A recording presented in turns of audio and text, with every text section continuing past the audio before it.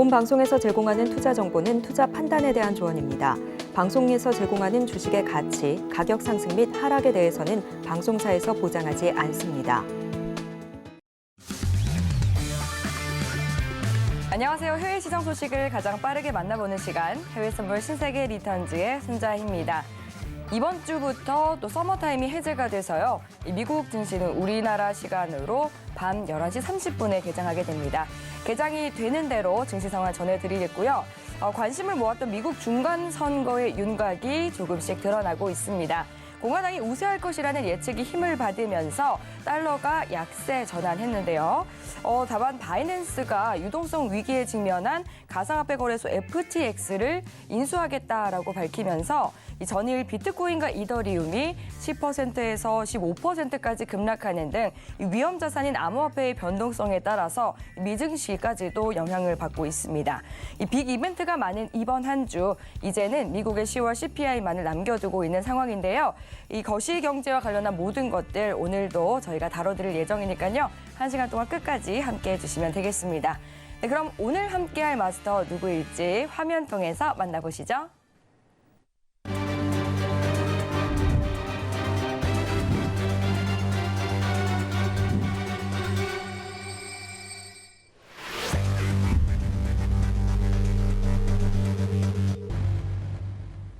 네, 수요일은 선균 선생 마스터님과 함께합니다. 반갑습니다. 네, 안녕하세요. 네, 시청자분들께도 인사 부탁드릴게요. 네. 시청자 여러분 안녕하십니까? 성견 선생입니다. 또 중요한 날 일단은 또 나왔고요. 자, 앵커님께서 아까 말씀해 주신 대로 사실은 우리 유동성 장세를 판단하는데 비트코인하고 알트코인 장세도 일단 좀 판단을 해봐야 되는데요. 굉장히 많은 하락의 폭, 거의 대부분의 종목들이 20% 이상 하락의 폭을 주면서 지금 유동성 확보에 조금 비상이 걸린 그런 모습입니다. 일단 여러 가지 이슈들 종합해서 오늘도 여러분들한테 알찬 정보 드리도록 하겠습니다. 잠시 후에 뵙겠습니다. 네, 오늘도 마스터님과 함께 시장 투자 전략 세워보도록 하겠습니다. 방송 들으시면서 궁금한 사항 있으시면 노란톡 통해서 질문 보내주시면 되는데요. 샵 0082번으로 선견 선생이라고 4글자 적어서 문자 보내주시거나 하단으로 나가고 있는 QR코드 스캔하시고 입장하시면 되겠습니다. 보내주신 질문 내용들은 방송 중에 실시간 흐름에 맞춰서 답변 도와드릴 예정이고요. 입장하실 때 코드 0707 입력하고 들어와 주시면 되겠습니다. 네, 지금 현재 시간 오후 10시 56분 지나가고 있는데요. 먼저 오늘 시장의 이슈부터 체크해 보시죠. 나스닥은 공화당 우세로 인해 정부 지출 제한과 인플레 완화 기대감이 커지고 있습니다. 골드는 달러 인덱스가 109선에 도달하며 전일 급등 후 매물이 출회되고 있습니다. 오일은 중국 광저우의 코로나 감염자 증가로 수요가 우려되고 있습니다. 유로 FX는 ECB 부총재가 내년 양적 긴축 시작을 언급했습니다.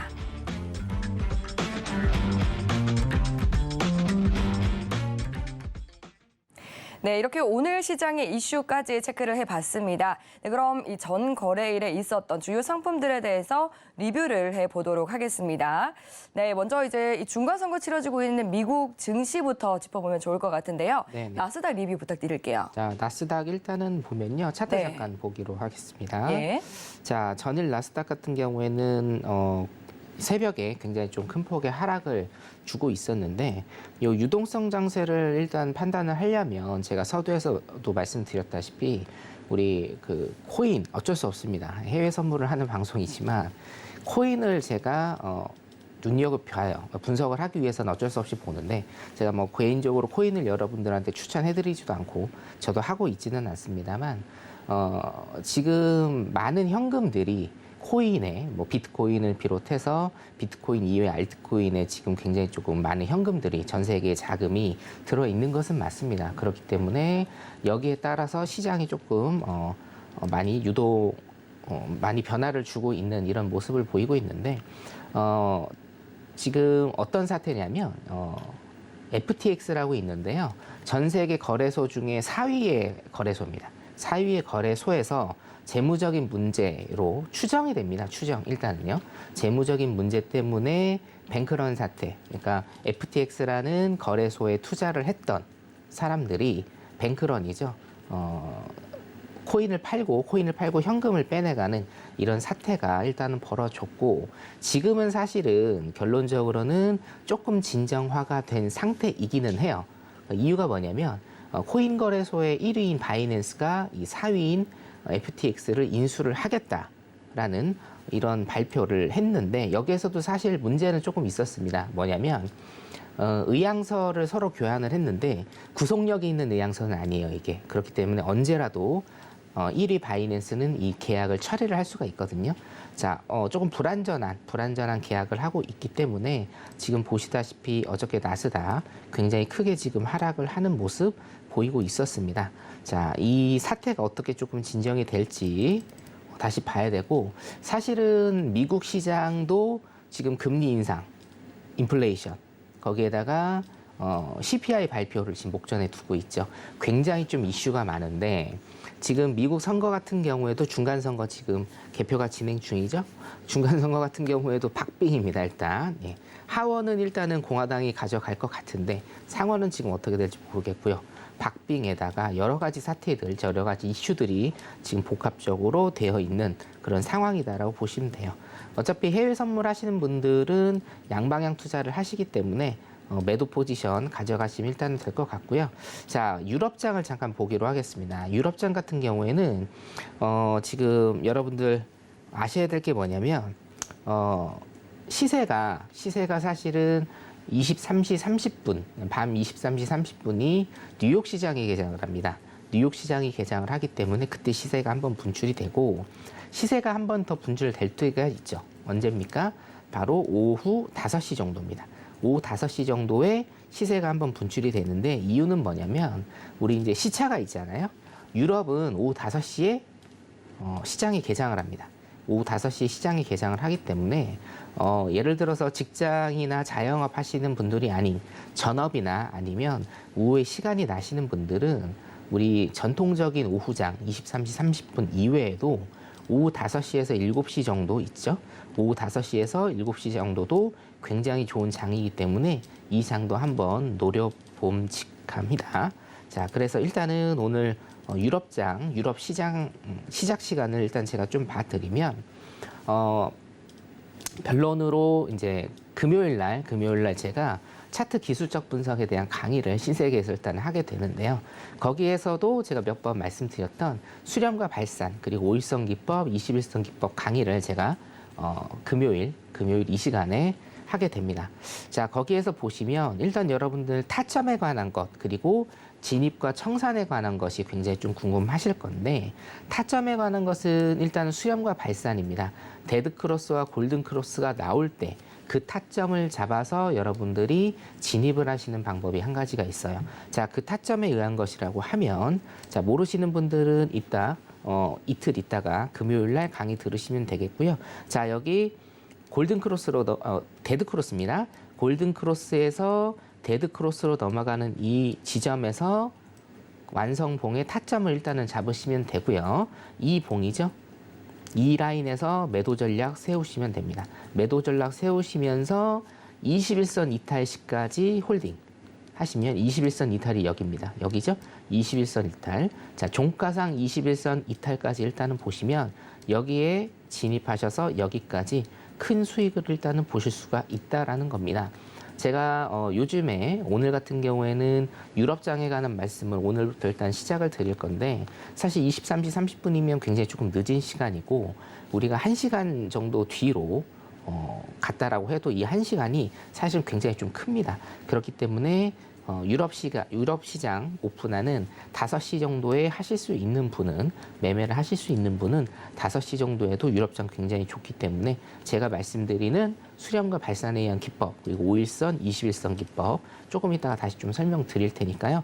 그 시간대에도 여러분 매매하셔서 큰 수익 얻어 가시면 될 것 같습니다. 그래서 오늘 오후 5시부터 일단은 복귀를 하면, 자, 이 지점이 타점 지점이 됩니다. 이 지점이 매도 타점의 지점이 되고요. 자, 21선 이탈 라인, 자동 익절을 하시거나 21선 이탈 라인 여기까지 지금 언뜻 봐도 굉장히 큰 수익이죠. 예. 요 정도 일단은 수익을 뽑는 이런 매매 전략을 하시면 될 것 같습니다. 앞으로 제가 출연하는 이 시간에는 유럽장까지 유럽 시장 시작까지 제가 타점 잡아서 봐드리도록 하겠습니다. 예, 일단 미국 시장 여기까지 보도록 하겠습니다. 네, 미증시에 대해서 또 진단을 해주셨습니다. 암호화폐 시장의 급락에 따라서 좀 여파가 있었던 것 같은데요. 네, 그럼 이어서 또 오일도 살펴보도록 할게요. 오일 역시 재고가 증가하고요. 또 이 중국에서 코로나19의 증가세를 보이면서 90달러 선 위에서 거래가 되다가 다시 또 90달러 선 아래까지 떨어졌는데요. 오일에 대해서도 리뷰 부탁드리도록 할게요. 오일 같은 경우에는 사실 어저께 조금 많이 실망을 했어요. 왜냐하면 네. 일봉 차트 좀 먼저 보기로 하겠습니다. 네, 정말 이 표정에서 드러나시네요. 네네. 제가 일단 말씀드린 대로 예. 저번 주에 말씀드렸죠. 89.20달러였습니다. 네. 89.20달러 일단은 지지를 하고 큰 상승을 일단은 보여줬죠. 1차적으로. 자, 여기에서 지금 정확히 보시면 여기가 고비라고 제가 말씀을 드렸어요. 왜냐면 싼고입니다. 싼고점입니다. 자, 싼고점을 맞고 지금 떨어지는 형태예요. 자, 싼고점을 맞고 떨어지면 여러분 어떻게 되죠? 전저점 이탈입니다. 전저점 이탈이기 때문에 지금 M자형 패턴, 제가 강조드리는 M자형 패턴으로 지금 이 저점입니다. 한번 찍어볼게요. 자, 이때 저점이 지금 81.30이거든요. 자, 차트 기술적 분석으로는 일단 싼고를 받고 지금 떨어졌기 때문에 전저점 이탈을 할 가능성이 굉장히 많습니다. 여기가 81.30달러입니다. 81.30달러까지 일단 하락의 기운이 차트상으로는 조금 있다 이렇게 보시면 되겠고, 자, 사실은 여기를 좀 뚫어주리라고 제가 기대를 했는데 일단은 뚫지는 못했습니다. 분봉 차트 잠깐 보시면 분봉 차트도 오늘 유럽장 시작 시간 좀 보겠습니다. 여러분 유럽장이 굉장히 좀 괜찮습니다. 그러니까 오후에도 매매하실 분들은 좀 주요 시간대에 좀 하시는 걸 제가 권유를 드려요. 그러니까 뭐 조금 안 움직이는 시간이라고 하죠. 우리가 안 움직이는 시간에는 좀 지양을 하시고, 움직이는 시간, 유럽장 시작 시간이나 아니면 한국장, 홍콩장 시작 시간, 그리고 이따가 뉴욕장 시장 시간에 그렇게 일단 하시면 됩니다. 자, 아까 나왔던 패턴 한번 다시 복기를 해볼까요? 싼 겁니다. 자, 분봉입니다. 3분상. 이거는 스캘핑이나 단타 매매 하시는 분들 잘 알아두시면 되고요. 싼 겁니다. 예, 정고점을 돌파를 못했기 때문에 저점이 어디죠? 전저점 깨는 이런 모습의 하락장이 나온다라는 거죠. 요거 하나 체크하시고 제가 항상 반복을 해드리겠습니다. 자, 오늘 5시 이후에 유럽장을 한번 보도록 하면, 자, 여기 보이시죠? 유럽장도 오늘 데드크로스가 나왔어요. 데드크로스 나오면서 어떻게 됩니까? 하단 데드크로스 나오는 음봉에 종가 진입하셔서 일단은 자동 익절 하시면 되겠고요. 종가상 21선을 넘는, 종가상 21선을 넘는 그 봉에서 하신다 하면 일단 요 정도 수익, 그리고 자동 익절을 한다 하면 요 정도 수익을 여러분들이 크게 내실 수가 있습니다. 아까도 말씀드렸지만 유럽장도 거래량이 상당히 많이 터지는 시간입니다. 여기 보이시죠? 여기 거래량 죽어 있다가 15시 유럽장 시작하면서 쭉 거래량이 터지는 모습 보이고 있습니다. 여러분들 기본적 분석과 기술적 분석 동시에 아셔야 되는데요. 기술적 분석 같은 경우에는 제가 이평선 매매 기법, 아까도 말씀드렸는데 홍보 조금 하겠습니다. 이평선 매매 기법 제가 금요일 이 시간에 신세계에서 일단은 합니다. 그렇기 때문에 신세계 금요일 날도 보시면 될 것 같고, 진입과 청산에 관한 것도 제가 다 말씀을 드릴 거고요. 자, 그리고 또 중요한 게 뭐죠? 거래량입니다. 선물 같은 경우에는 방향성이 중요하다. 속도와 방향성이 중요하다라고 제가 말씀을 드렸고, 주식 현물 같은 경우에는 뭐가 중요합니까, 여러분? 가격과 수량이 중요합니다. 그렇죠? 최저점에서 샀느냐, 수량을 얼마나 확보했느냐가 주식에서 중요하다라고 하면, 선물 같은 경우에는, 특히나 해외 선물 같은 경우에는 우리가 속도와 방향이 가장 중요하다. 자, 속도와 방향이라고 하면 뭐죠, 여러분? 거래량입니다. 거래량이 터지는 시간에 여러분들이 매매를 하셔야 수익을 낼 수 있는 가능성이 더 커지고 굉장히 커지는 겁니다. 자, 따라서 여기 보시다시피 한 번 더 보여드릴게요. 지금 거래량이 쭉 죽어 있죠? 이때는 여러분들 매매하시면 안 돼요. 박스 횡보입니다. 예. 그리고 거래량 터졌을 때, 자, 15시 이후에 거래량이 터지고 있죠? 거래량이 터지면 여러분들 손쉽게 조금이나마 하루 일당 챙기실 수 있는 그런 충분한 자리값들이 나오니까 거래량 보시고 시간 보시면서 매매하시기 바라겠습니다. 자, 5일 여기까지 보도록 하겠습니다. 네, 오일에 대해서도 또 복귀를 해주셨습니다. 이어서 골드 살펴보도록 할게요. 골드는 달러가 약세로 이어지면서 1,700달러 선 위로 올라선 상황입니다. 골드에 대해서는 또 어떻게 보고 계시는지 리뷰 부탁드릴게요. 네, 일봉 먼저 좀 보도록 할까요? 네. 골드 같은 경우에도 지금 이 선을 넘을지 안 넘을지 제가 조금 보고 있는데요. 자, 일목 그물대 안으로 일단은 들어왔어요. 자, 그러면 이 그물대를 뚫고 위로 갈 것인지 아니면 그물대를 맞고 밑으로 갈 것인지. 자, 일단 기운은 어떻게 되냐면 자, 5일선과 21선이 골든 크로스가 나오면서 굉장히 예쁜 모습을 보이고는 있습니다. 자, 그런데 문제는 뭐냐면 이게 하락장이라였다는 거죠. 자, 하락장에서의 뭔가요? 기술적 반등입니다. 자, 일봉상 고점, 고점, 고점, 고점, 고점입니다. 고점을 지속적으로 내리고 저점입니다. 자, 고점 여기 있죠? 저점, 저점, 저점, 저점, 저점이 지속적으로 내리는 이게 무슨 차트입니까, 여러분? 우리 한 달 전의 국선 차트와 나스닥 차트입니다. 대세의 하락, 그렇죠? 고점과 저점이 낮아지는 하락장이 지금 일단 이어지고 있기 때문에 자, 하락에 대한 힘이 더 크다. 그렇기 때문에 어떻게 됩니까? 예, 그렇기 때문에 위로 오르는 힘이 지금 조금 약해진 겁니다. 이해되시죠? 자, 그래서 골드 같은 경우에는 제일 주안점을 주셔야 될 게 뭐냐면 전고 라인입니다. 여기 보면 1738.7이네요. 제가 짚어드릴게요. 10월 4일 봉입니다, 여러분. 10월 4일 일봉입니다. 10월 4일 일봉 값을 일단은 넘어서는 모습을 보여야 이 위에 룸이 나오고요. 이거 만약에 맞고 떨어진다라고 하면 제가 말씀드린 대로 쌍고를 형성하고 전저점 이탈하는 하락이 또 나올 수도 있기 때문에 10월 22일 이 고가를 넘는지 여러분들이 체크 한번 해보시면 될 것 같습니다. 이후에 차트 기술적 분석이나 유럽장 같은 경우에는 제가 지금 생방송이기 때문에 지금 말씀드릴 수는 없고요. 노란톡방에 들어오시면 제가 기술적 분석 다시 해드리도록 하겠습니다. 여기까지입니다. 네, 우리 시장 같은 경우는요, 이 개폐장 시간이 한정이 되어 있지만 해외 선물 시장은 23시간, 23시간 동안 계속해서 열려 있다는 또 장점이 있죠. 그에 따라서 오늘 주요 상품들에 대한 리뷰해 봤습니다. 관련해서 궁금한 사항들 남아있으신 분들은 노란톡 들어오셔서 보내주시면 되는데요. 샵 0082번으로 선견선생 4글자 적어서 문자 보내주시거나 하단으로 나가고 있는 QR코드 스캔하고 입장해 주시면 되겠습니다. 네, 이제 개장 시간이 불과 얼마 넘지 않았습니다. 한 20분가량 남았는데요. 그럼 시장 진단 한번 해보도록 하겠습니다. 중간 선거 주목하면서요. 미증시가 이 사흘 연속해서 상승 마감을 해주고 있습니다. 오늘은 이제 지금 프리마켓에서 마이너스권 거래되고 있는 상황인데요. 시장 진단 그리고 시장 점검 부탁드릴게요. 지금은 아까 서두에서 말씀드렸다시피 네. 중간 선거의 영향보다는 예. 그 코인 시장에 웃기죠 조금 코인 시장의 영향이 조금 지대하다라고 네. 일단 그렇게 좀 진단을 하고요. 자, 그러면 이게 뭐 코인을 아시든지 모르시든지 사실은 상관은 없어요. 그럼 이게 진정이 될 것이냐? 진정은 되겠죠. 진정은 될 건데 여러분들 어떤 기업을 인수합병하는 절차는 굉장히 조금 복잡하고 시간이 좀 오래 걸립니다. 지금 제가 말씀드렸다시피 1위 바이낸스가 4위 FTX를 인수를 일단은 하기로는 했는데 이 계약이 최신 업데이트된 걸 여러분들한테 말씀을 드리면 구속력이 없는 계약이다, 일단은.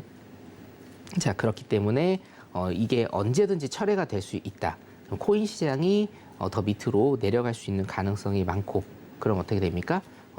우리 미국 시장도 조금 침체가 될 그런 가능성이 좀 있어 보입니다. 그래서 아까도 말씀드렸지만 구체적으로 어떤 이제 해외 선물 방송이기 때문에 그런 여러 가지 포맷을 제가 말씀을 드릴 수는 없으니까 노란 톡방에 들어오시면 제가 아침에 분석을 해서 일단 다시 올려드리도록 하겠습니다.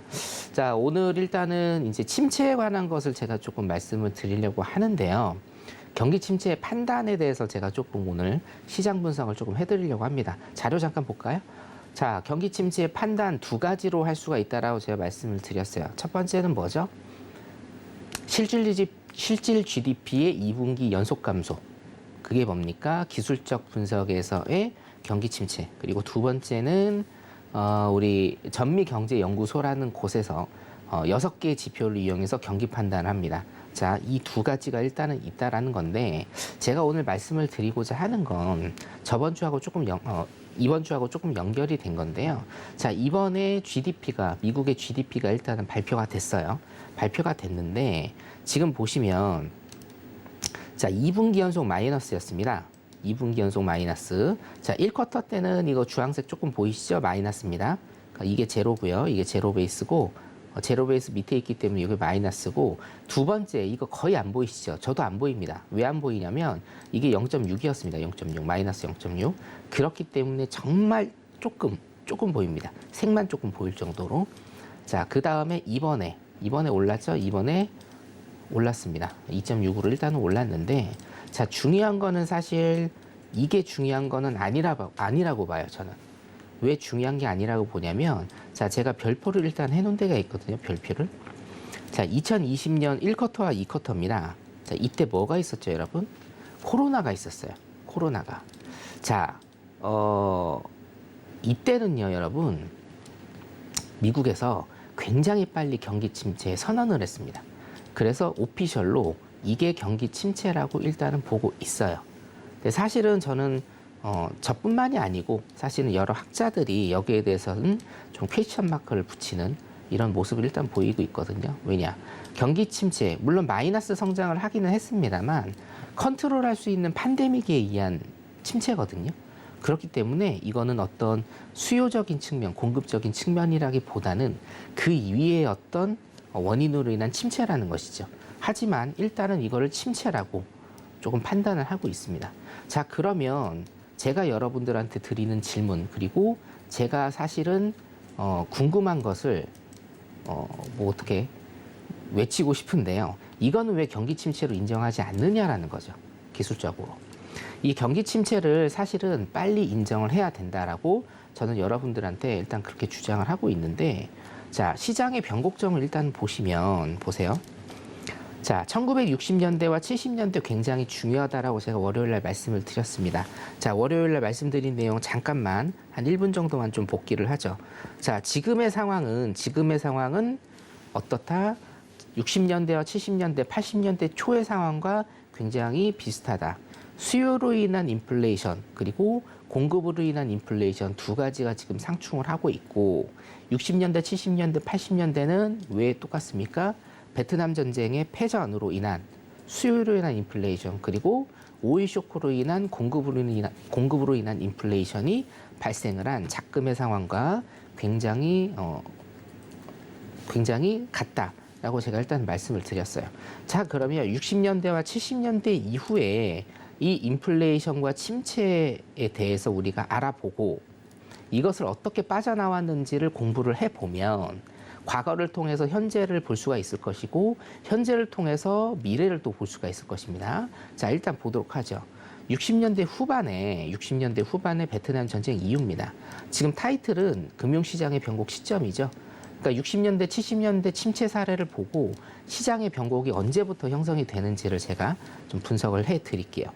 자, 이 회색으로 쳐져 있는 부분이 경기 침체에 해당하는 부분이었습니다. 그렇죠? 경기 침체에 해당하는 부분이었는데 자, 회색 부분을 일단을 볼게요. 회색 부분을 일단은 보면 자, S&P입니다. S&P는 지금 제로 베이스에서 위로 올라온 게 보세요. T+10입니다. T+10. T 같은 경우에는 뭡니까? 경기 침체의 시작점입니다. 경기 침체가 시작되고 10개월 이상 있어야 제로 베이스에서 올라온다. 자, 두 번째. 소비자 물가지수죠. 그리고 미 국채 10년물입니다. 소비자 물가지수 같은 경우에는 지금 파란색으로 일단은 돼 있는데 소비자 물가지수가 급속도로 낮아진 게 언제부터입니까? T+10입니다. 그렇죠? 10개월 이상일 때입니다.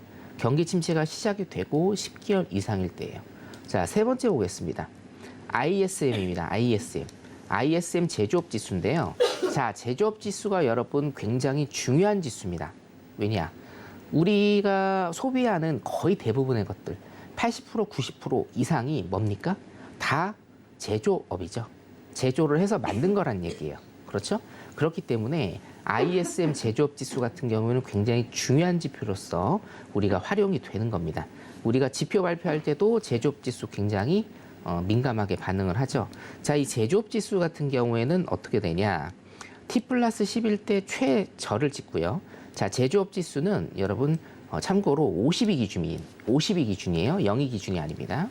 제조업 지수 같은 경우에 T+10에서 최저점을 형성한 다음에 반등을 주고 이게 50 이상으로 넘어오는 거는요.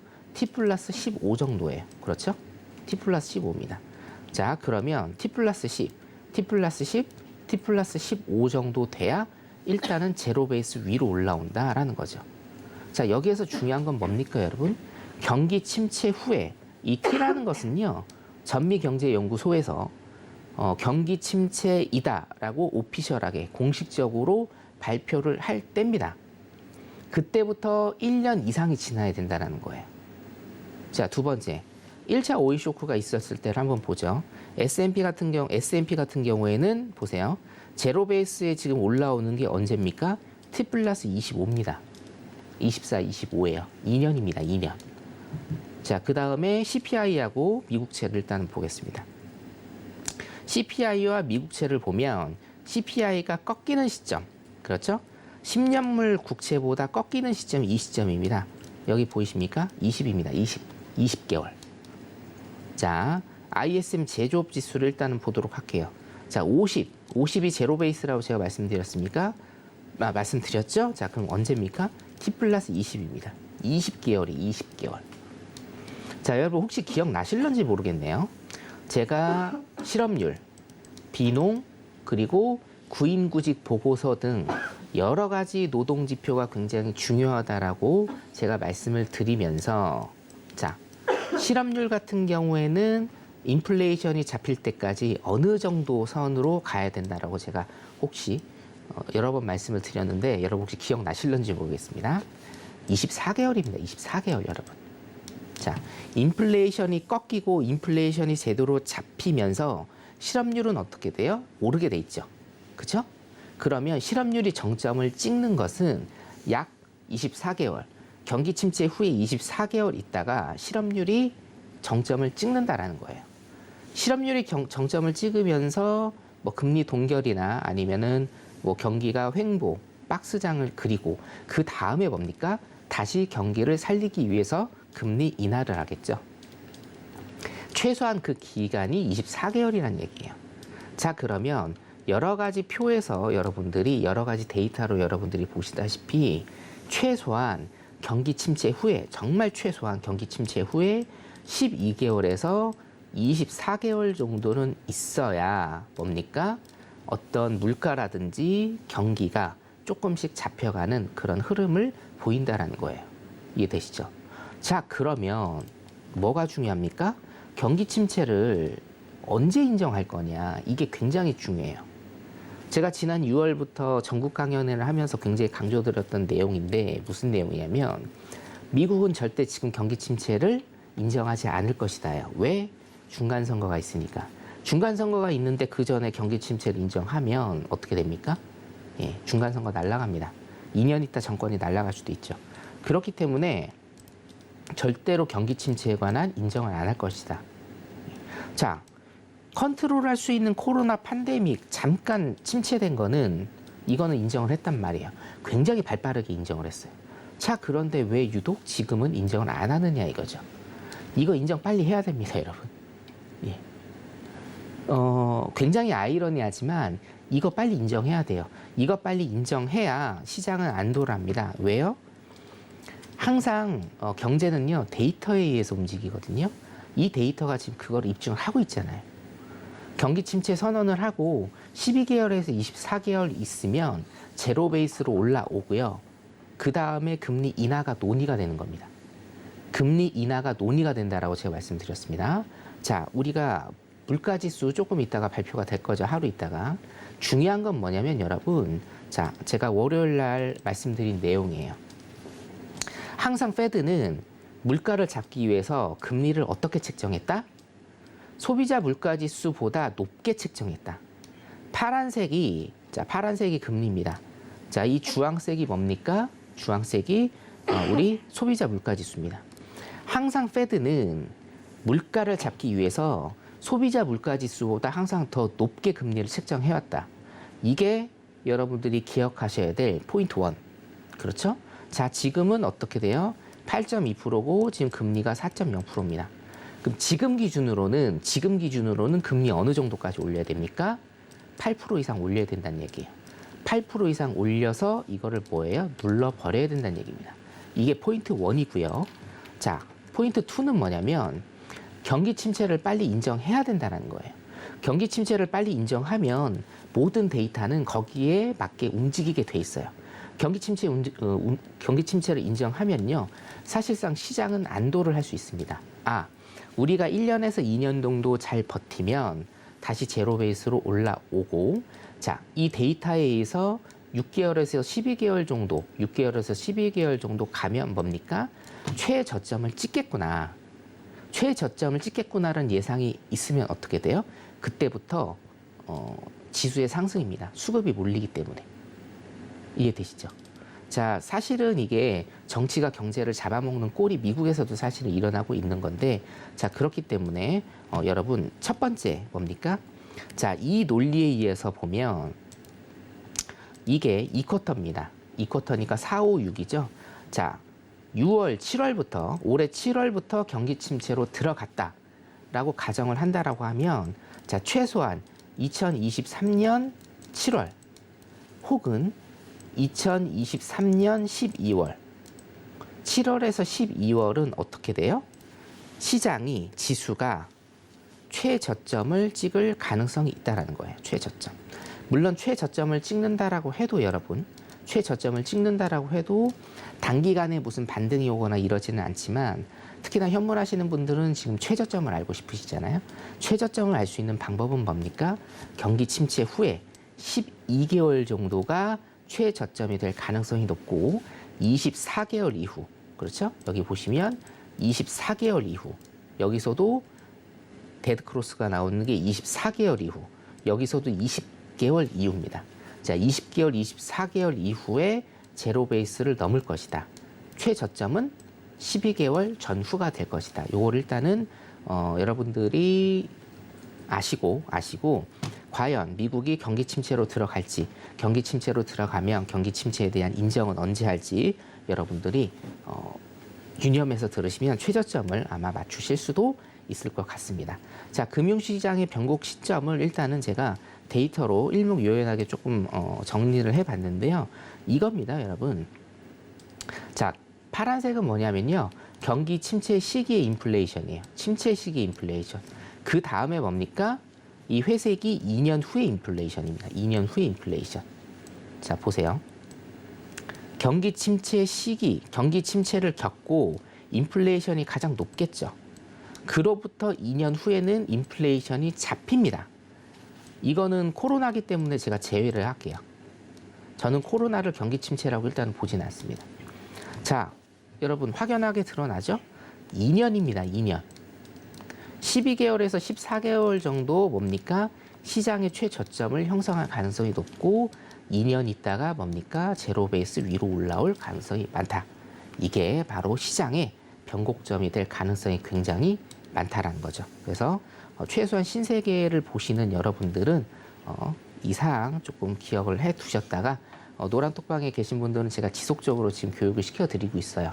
매주 목요일마다, 내일입니다. 매주 목요일마다 또 제가 공개 방송을 일단은 하고 있기 때문에 이런저런 사항들 노란톡방에 계신 분들은 굉장히 좀 정보 많이 얻어 가십니다. 공부도 많이 하실 수 있고, 와주셔서 공부를 일단 좀 하시면 될 것 같고요. 자, 짧게 지금 한 2분 정도 남았죠? 시장 시작하기 전에 제가 짧게 조금 말씀을 드릴게요. 중간선거 이후의 증시 패턴 여러분들 많이 들어보셨을 건데, 자, 보세요.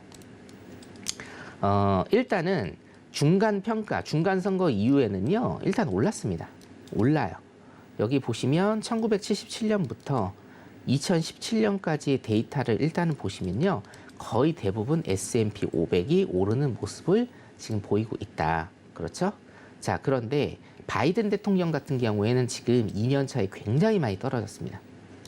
네, 바이든 같은 경우는 굉장히 좀 많이 떨어졌거든요. 이유는 뭐냐면 인플레이션 때문이죠. 인플레이션 때문에.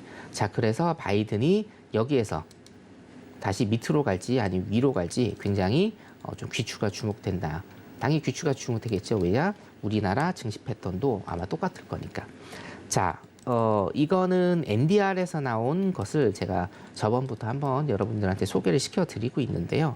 자, 통상적으로 중간선거 이후에는 최저점을 찍고 계속적으로 증시가, 지수가 반등을 해서 계속적으로 오르는 이런 모습을 일단은 보이고는 있습니다. 그래서 중간선거, 이번에 중간선거도 지금 어떻게 시장이 반응을 할지 여러분들이 보시면 될 것 같고요. 제가 말씀드렸다시피 1400에서 1500 제가 최저점을 맞췄죠. 1400에서 1500 후에 시장은 반등을 할 것이다라고 제가 말씀을 드렸는데 지금 일단은 제 예상대로 가고 있습니다. 자, 중간선거 조금 이따 이제 개표하면서 물론 한 며칠 걸립니다만 자, 증시 지수가 어떻게 될지 보시는 것도 한 가지 좀 포커스일 것 같습니다. 일단 시장 여기까지 보도록 하겠습니다. 네, 시장에 대해서 또 진단해 봤습니다. 네, 잠시 후 11시 30분부터 개장을 하게 되는데요. 바로 개장 상황 살펴보도록 하겠습니다.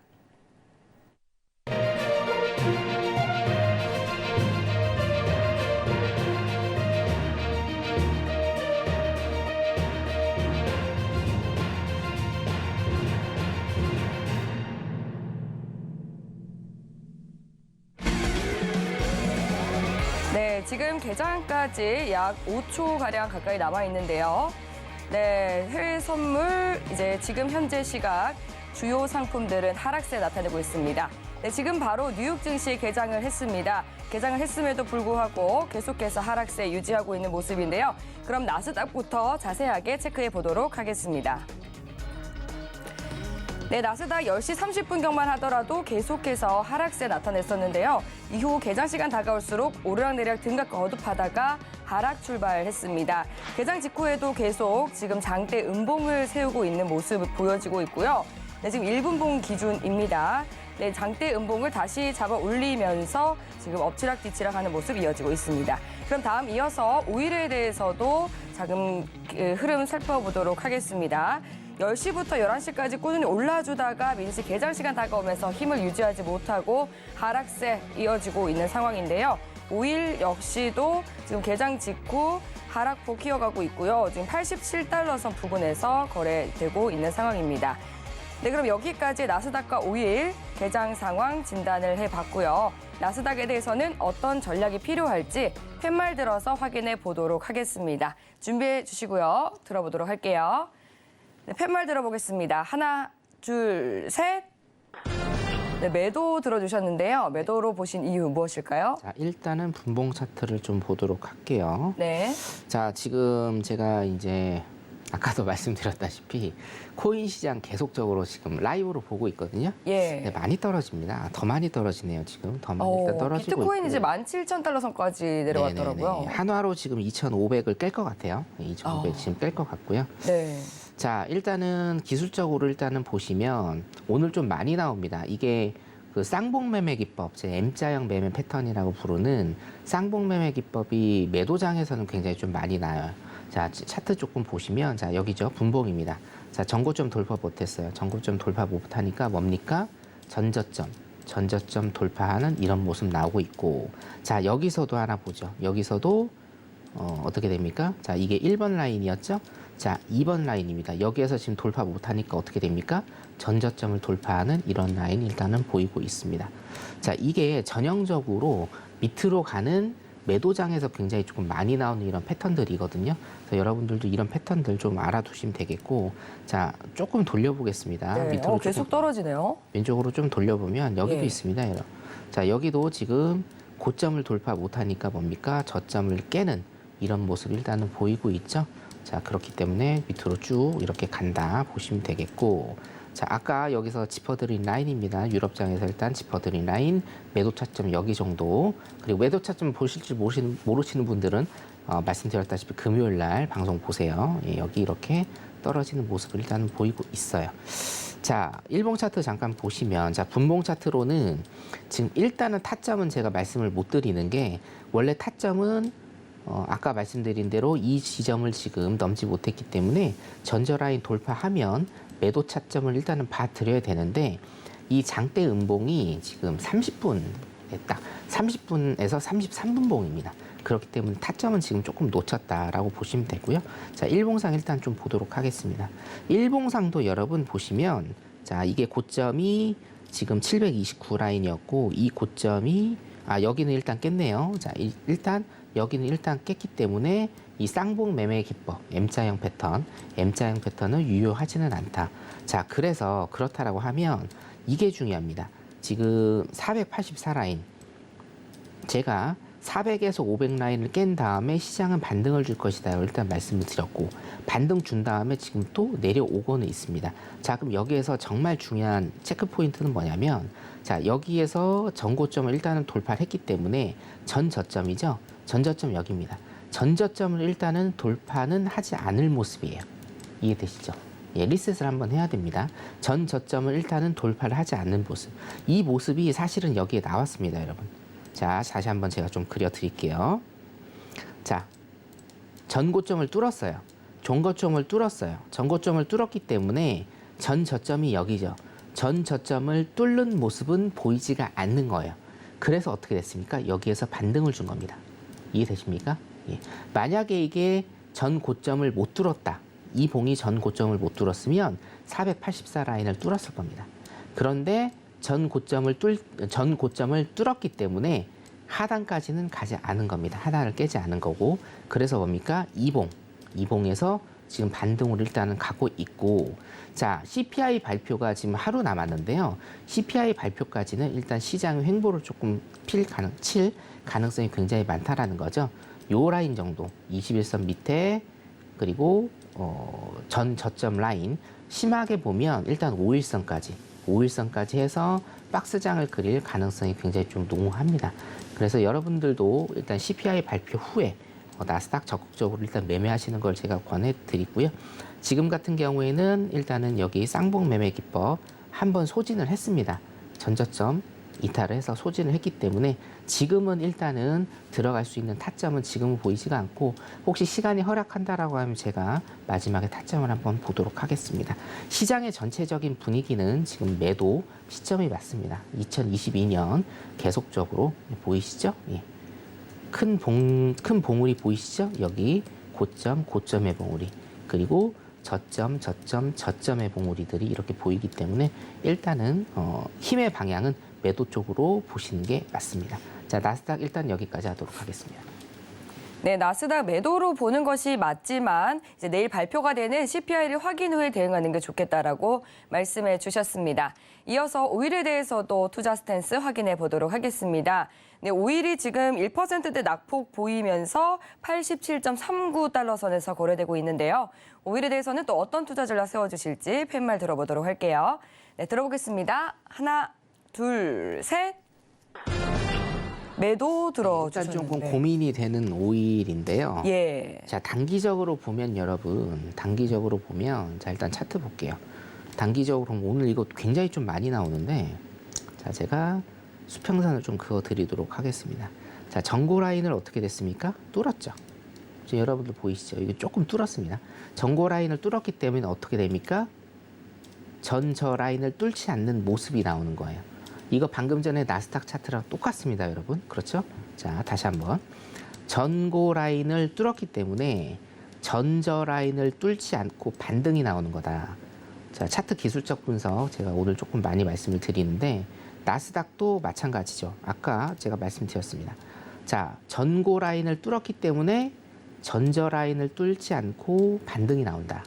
이해되시죠? 자, 5일 다시 가면 자, 이런 모습을 일단 보인다.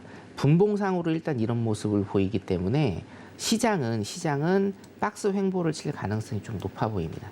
그리고 재고지표도 1시간 있다 있으니까 한번 유념해 보시고 단 일봉 차트를 좀 보면요.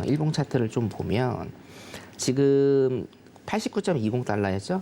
89.20달러 일단은 지지를 하고 좋은 모습을 보일 수가 있었는데 여기 보시면 전고 라인을 뚫지 못했어요. 자, 그러면 어떤다? 전저 라인까지 올 수 있는 가능성이 굉장히 많습니다. 중기적으로 그렇기 때문에 조금 이제 데일리 매매를 하지 않으시는 분들, 좀 오버나잇을 해서 매매를 하시는 분들은 전저라인이죠. 전저라인입니다. 여기 다시 한번 제가 짚어드릴게요. 81.30달러네요. 이 추세선을 제가 직선 그어드리겠습니다. 81.30달러 정도 여기까지 일단은 내려올 수 있기 때문에 이렇게 매매 전략 한번 써보시면 될 것 같습니다. 5일 일단 여기까지 하도록 하겠습니다. 네, 나스닥 그리고 또 5일까지 오늘 투자 전략 세워봤습니다. 두 가지 모두 또 매도 전략 세워드렸으니까요. 잘 참고해 보시면서 대응하시기 바라겠고요. 그리고 또 내일 무료 공개 방송 준비하고 있다고 들었는데 어떤 내용 다뤄주실 예정일까요? 어차피 뭐 CPI 발표, 네. 예, 일단은 실시간으로 좀 봐드려야 될 것 같고. 아, 네, 딱 그 시간이겠네요. 네, 딱 그 시간입니다. 네. 여러분 공개 방송 같은 경우에는 제가 이제 10시에 하기 때문에 네. 핵심적인 거를 제가 말씀을 일단 드리고 바로 신세계 리턴즈 보시면 되겠습니다, 여러분. 네, 제 공개 방송과 신세계 리턴즈 바로 일단 이렇게 보시면 되겠고요. 자, 시장에 굉장히 조금 이슈들이 많아요. 이슈들이 많고 하지만 딱 기본기만 여러분들이 잡혀 계시면 됩니다. 기본기만. 지금은 긴축의 시대고 금리 인상의 시대고 금리 동결이나 금리 인하는 아직은 안 할 거다. 자, 그러면 계속적으로 금리를 올릴 것이고 금리의 상단이 어딘지 맞추는 건 신의 영역이나 금리가 어디까지 오를 것인가, 어느 폭까지 오를 것인가는 제가 이번 주에 여러분들한테 해답을 드렸습니다. 소비자 물가지수 이상으로 금리를 올릴 가능성이 굉장히 높다라는 거예요. 자, 물론 오늘 제가 자료 잠깐만 봐도 될까요? 네. 예, 자료를 좀 잠깐만 보면 사실 오늘 이제 못한 게 있어요. 못한 게 일단은 증시 패턴에 대해서 여러분들한테 한 번 더 설명을 드려야 되고 제가 이 금리 인상의 제한 시나리오가 있습니다. 금리가 무조건 오를 것이다라는 것도 아니죠. 제한적인 사항이 몇 가지가 있는데 거기에서 제일 제가 중요하게 생각하는 게 미국의 정부 부채다. 정부 부채 시나리오를 제가 일단은 준비를 해왔습니다. 이게 최신으로 제가 준비를 해왔는데 오늘 시간 관계상 여러분들한테 말씀드려야 될 게 너무 많아서 생방송입니다, 여러분. 그래서 이거를 제가 못했으니까 이거는 노란톡방 들어오시는 분들 내일 공개 방송 때 제가 이거를 일단 설명드리면서 뿌려드리고 분석을 일단 해드릴게요. CPI까지. 그래서 노란톡방 들어오시면 이것까지 제가 다 분석해드리는 걸로 그렇게 하겠습니다. 내일 뵙겠습니다, 여러분. 네. 네, 내일 무료 공개 방송에서 또 이 10월 CPI 함께 체크를 해보시고요. 앞으로의 금리 인상 시나리오까지 짚어보시기 바라겠습니다.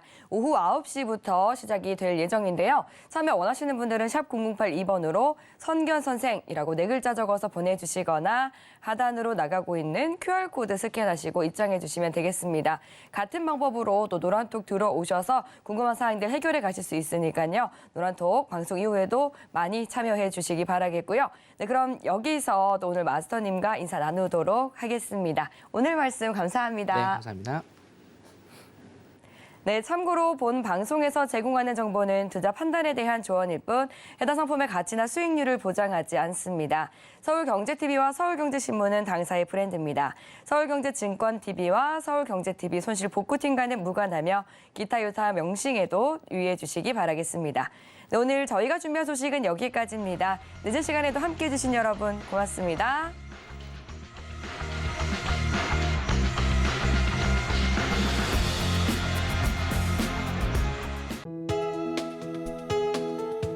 본 방송에서 제공하는 투자 정보는 투자 판단에 대한 조언입니다.